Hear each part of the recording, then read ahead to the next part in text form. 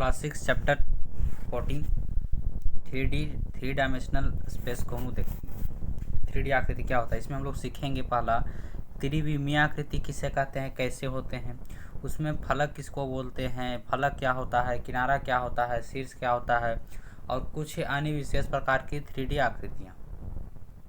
तो चलिए स्टार्ट करते हैं।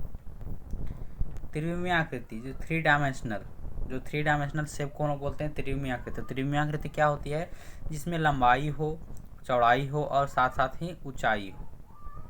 क्लियर, जिसमें लंबाई हो, चौड़ाई हो, ऊंचाई हो। आप लोग के सामने दिख रहा हो फुटबॉल, इसमें लंबाई होती है तो गोलाकार आकृति इसमें हम लोग नहीं बोल सकते। माचिस की डिब्बी देखिए यहाँ पर, इसमें जो लंबाई दिया है यहाँ पर, यहाँ से यहाँ लंबाई हो गया, एक चौड़ाई भी दिया है ये और ऊंचाई भी है, तो ये हो जाएगा 3D आकृति। यहाँ पर भी है इसी तरह, लंबाई दे दिया, चौड़ाई ऊंचाई है और इधर चौड़ाई दे दिया, ये हो जाएगा। जिसमें लंबाई चौड़ाई ऊंचाई रहेगा उन्हीं को हम लोग बोलेंगे त्रिविमीय वस्तु, यानी 3 डायमेंशनल शेप। 3D आकृति उन्हीं को बोलेंगे जिसमें लंबाई हो, चौड़ाई हो और ऊंचाई हो। और 2D आकृति उसमें बोलते हैं जिसमें सिर्फ लंबाई और चौड़ाई होता है, उसे 2D बोलते हैं। जिसमें लंबाई और चौड़ाई होता है उसे हम लोग बोलते हैं 2D आकृति। और जिसमें लंबाई होता है, चौड़ाई होता है और ऊंचाई होता है, इसे बोलते हैं हम लोग 3D आकृति।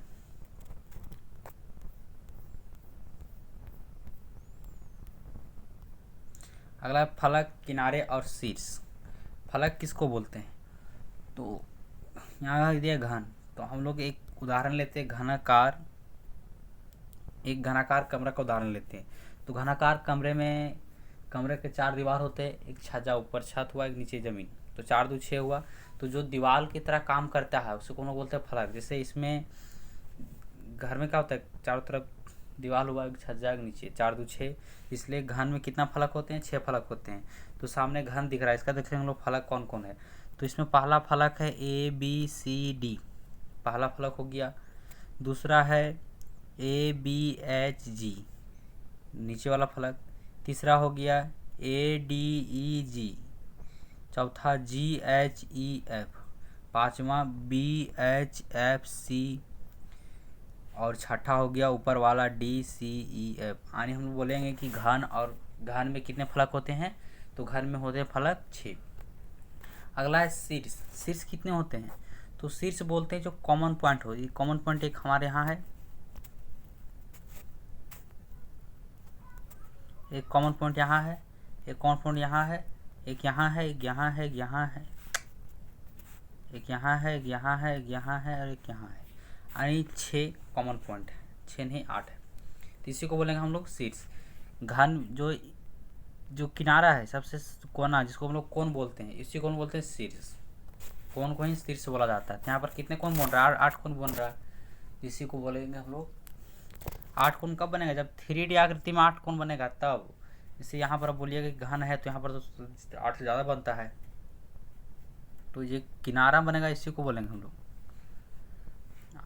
शीर्ष। अगला है किनारा। किनारा किसे कहते हैं, तो जहाँ 2 दीवार आपस में आकर के मिलता हो उसी को बोलेंगे किनारा। जैसे एक यहाँ मान लीजिए नीचे एक है, अब यहाँ उसके ऊपर एक दीवार खड़ा किए, तो जो एक कॉमन पॉइंट यहाँ मिला, तो इसी को बोलेंगे हम लोग किनारा।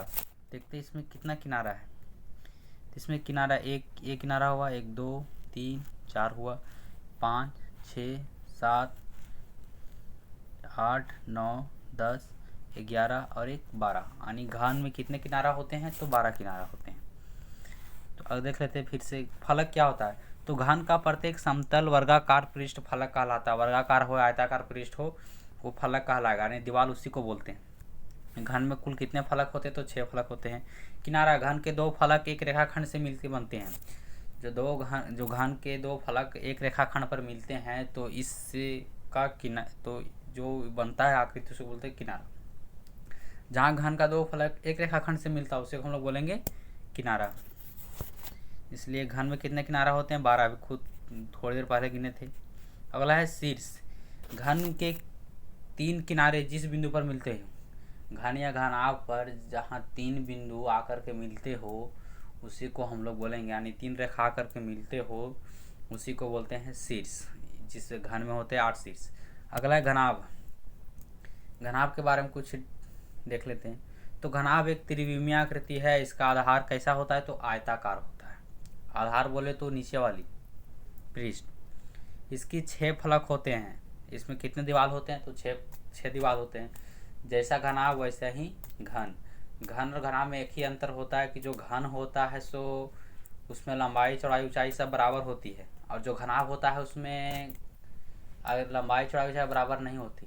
लंबाई चौड़ाई बराबर हो सकती है, लेकिन फिर ऊंचाई में डिफरेंट आ जाएगा।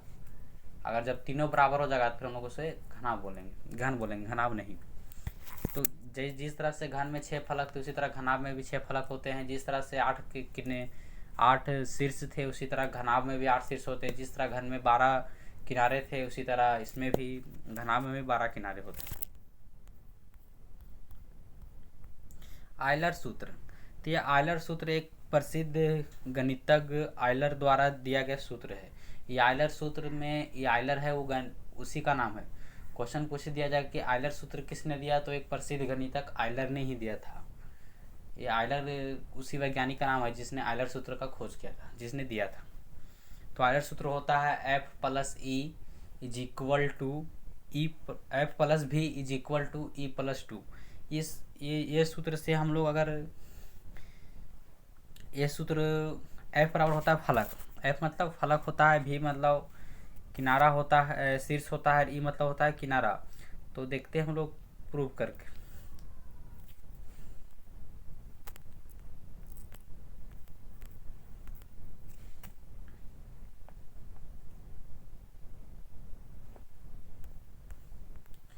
प्रूव करते हैं, चला लेने दीजिए।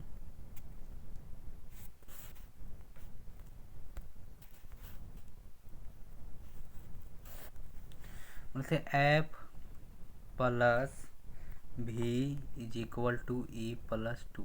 तो हम लोग घनाभ का देखते हैं। किताब में घन का होता है, हम लोग घनाभ का देखते हैं। तो घनाभ का फलक होते हैं 6, और भी मतलब होता है शीर्ष। हाँ, शीर्ष यहाँ पर दिया था 8, और ई मतलब होता है किनारा। तो घनाभ में किनारा था 12 प्लस यह 2, 8 और 6 यहाँ 14 हो गया, अब 12 और 2 यहाँ पर 14 हो गया, यानी दोनों बराबर है। तो हम लोग बोल सकते हैं कि आयलर सूत्र यह फॉलो कर रहा है।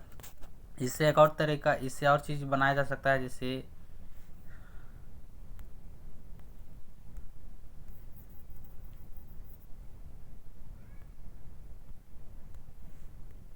इससे हम लोग और तरीका से बना सकते हैं इसको। अगर किसी में ऐप हमको दे दिया, यानी फलक दे दिया कि मान लीजिए फलक है कोई 3D आकृति है, उसमें फलक है 8 दिया है, और भी दे दिया है 6, बोला कि उसमें किनारा कितना का निकालो। तो इसका सबसे अच्छा तरीका कि इसका फार्मूला लगाएंगे F + V is equal to E + 2। तो F दिया हम लोग को 8, भी दिया है 6, ई हमको निकालना दिया है, इसमें दिया नहीं है, ये हमको निकालना है। ई लिख देंगे +2। तो 8 और 6 यहाँ 14, और यहाँ प्लस में 2 था, यहाँ माइनस में 2 आ जाएगा, और इधर ई बचा तो ई रख देंगे, तो यहाँ बचा 12। तो अगर वो आकृति में ई कितना हो जाएगा? तो 12 हो जाएगा। इसके बारे में हम लोग विस्तार से 8 क्लास में अध्ययन जरूर करेंगे।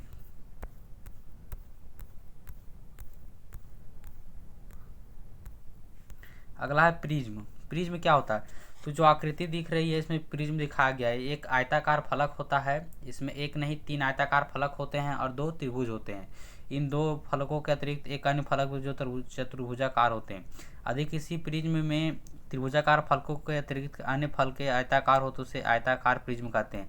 तो यहाँ पर जो दिया गया है आयताकार प्रिज्म है, देखें यहाँ पर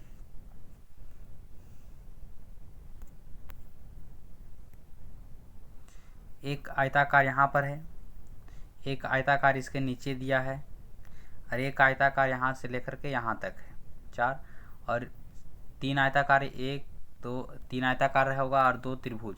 तो 3 आयताकार पृष्ठ और 2 त्रिभुज से मिलकर क्या बनेगा? तो बनेगा हम लोग का एक प्रिज्म। अगला होता है चतुष्फलक, टेट्राहेड्रॉन। एक चतुष्फलक वह आकार है जिसमें 4 फलक होते हैं। चारों फलक होते हैं, चारों के चारों फलक होते हैं चतुर्भुजकार नहीं होते बल्कि त्रिभुजाकार होते हैं। आयताकार अगर प्रिज्म बोलेगा तो उसमें 3 आयत होते हैं, 2 त्रिभुज होते हैं। और चतुष्फलक बोलेगा तो उसमें तीनों 3 तरफ से, और एक नीचे जो पृष्ठ होता है सो, यानी 4 त्रिभुज मिलकर बनता है चतुष्फलक। अगला है पिरामिड। तो पिरामिड में एक नीचे चतुर्भुजकार के होता है, चारों तरफ से त्रिभुजाकार के फलके होते हैं, इसी को पिरामिड बोलते हैं। तो पिरामिड वह आकार है जिसमें आधार का फलक एक बहुभुज होता है और आधार के अतिरिक्त अन्य फलके त्रिभुजाकार होती है। इसमें फलक देखिए, फलक कितना होगा, तो इसमें फलक होगा 5। कैसे, तो 4 होगा त्रिभुजाकार फलक, एक होगा नीचे आयताकार फलक, और किनारा हो जाएगा 1 2 3 4 5 6 7 8, 8 किनारा और शीर्ष हो जाएगा 5। एक शीर्ष यहाँ बनेगा, एक शीर्ष यहाँ बनेगा, एक यहाँ, एक यहाँ, यहाँ, 3 4 हुआ, एक ऊपर बनेगा 5। अगला है गोला। गोला क्या होती है, तो गोला एक वक्र फलक होता है, इसका कोई शीर्ष और कोई किनारा नहीं होता है। शीर्ष बोले तो जिस बोले थे कोण, इसमें कोई कोण बनता ही नहीं है, और किनारा इसका कुछ किनारा होता ही नहीं है, और इसका जो फलक होता है एक ही फलक होता है। और कैसा फलक होता है, तो वक्र फलक होता है। इसका उदाहरण हो सकता है फुटबॉल। बेलन क्या होता है, बेलन इंग्लिश बोले तो सिलेंडर। एक बेलन का आधार और ऊपरी फलक वृत्ताकार होती है। इसके कुल 3 फलक होते हैं। 3 फलक कौन कौन, तो बेलन के 2 फलक होते हैं, और बेलन के 2 फलक होते हैं जो वृत्ताकार होते हैं, और एक घुमावदार वक्राकार का फलक होती है। इसमें कोई शीर्ष नहीं होती, इसमें कोई कोण नहीं बनता है, सिर्फ इसका किनारा होता है। सो 2 किनारा होता है, ऊपर में किनारा होता है, एक किनारा ये हुआ ऊपर में, और एक किनारा यहाँ नीचे होता है, यानी 2 किनारे से बनता है प्लेन। शंकु। एक शंकु के आधार का फलक वृत्ताकार होता है। एक शंकु का जो आधार होता है का फलक होता है वृत्ताकार होता है। इसका एक शीर्ष और एक वृत्ताकार किनारा होता है। इसमें एक शीर्ष भी होते हैं और एक वृत्ताकार किनारा भी होता है। और आधार के फलक के अतिरिक्त आधार के जो फलक होते हैं उसके अलावा शंकु के एक वक्र फलक भी होता है। शंकु का वक्र फलक बोले तो जो ऊपर में घुमावदार होता है।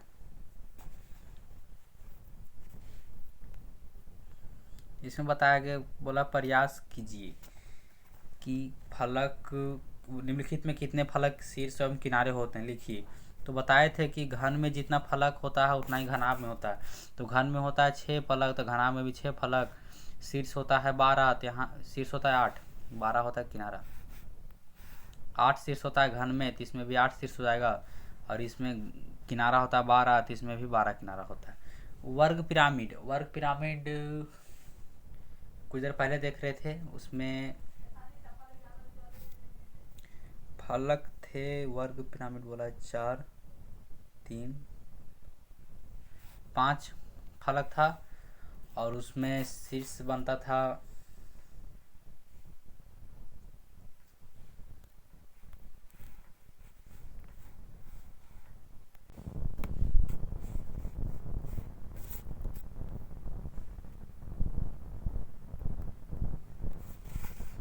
वर्ग पिरामिड में फलक होते थे 5 और शीर्ष होते थे 6 और किनारा होता था 9। त्रिभुजाकार पिरामिड में भी होते थे 4 फलक होते थे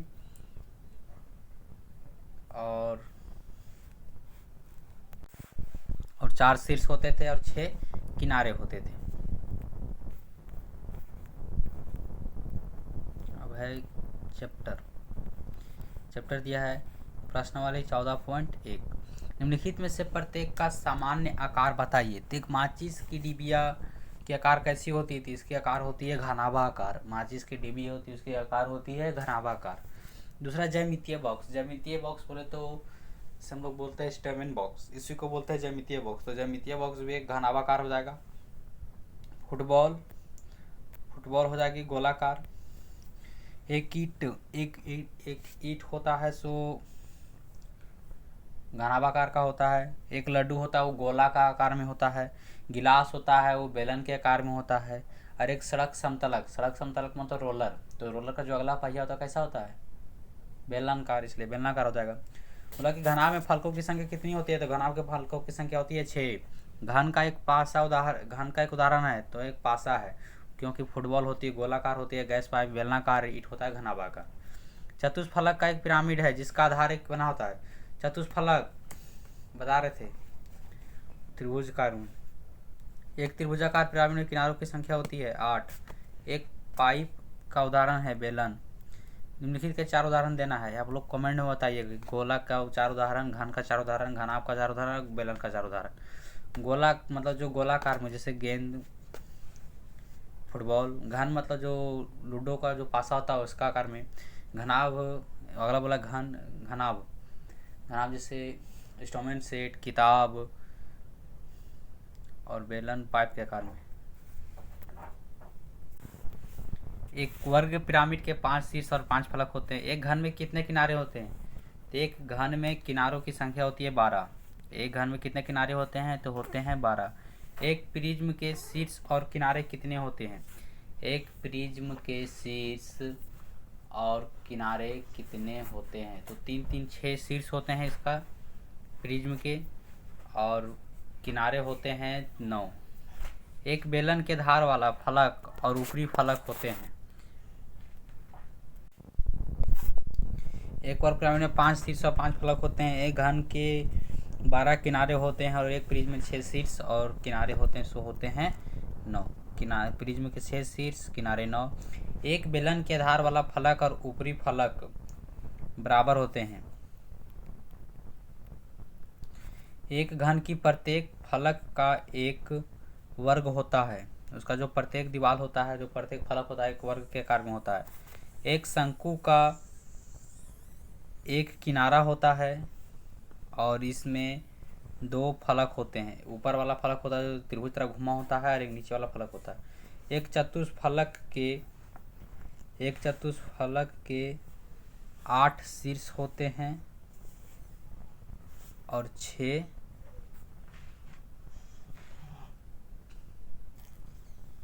8 शीर्ष नहीं, सॉरी। एक चतुष्फलक के 8 शीर्ष होते हैं। बोला चतुष्फलक, एक चतुष्फलक के 8 शीर्ष होते हैं और 6 फलक होते हैं। और एक घनाभ के 8 शीर्ष और 6 फलक होते हैं। एक पिरामिड के आधार के फलक आकार कैसा होता है? तो एक पिरामिड के आधार के फलक आकार बहुभुजाकार होता है।